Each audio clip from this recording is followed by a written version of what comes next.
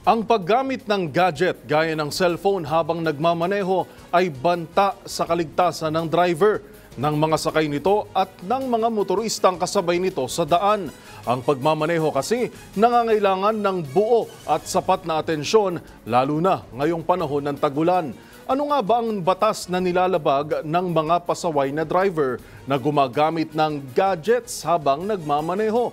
Pakinggan natin ang report ni Rose Babiera.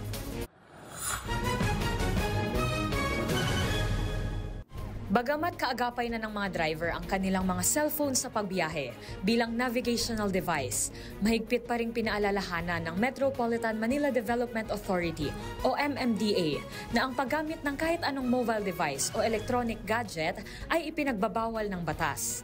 Nakasaad ito sa Republic Act 10913 o ang Anti-Distracted Driving Act na nag-a-apply sa lahat ng uri ng sasakyan, pampubliko o pribado man, kapag umaandar at maski kung nakatigil ang sasakyan sa traffic light o intersection.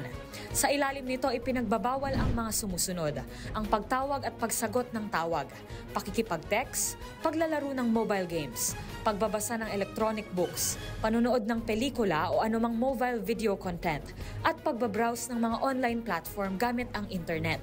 Pinahihintulutan lamang ang pagtawag o pagsagot sa tawag kung may emergency, habang may angkop na pwesto at distansya naman ng pagkabit ng mga navigational device.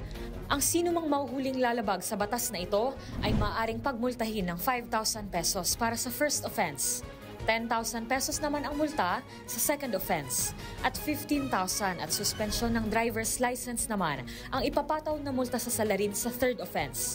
Sa mga sumusunod pang offense, tuluyan ang tatanggalan ng lisensya ang driver at pagmumultahin ng 20,000 pesos.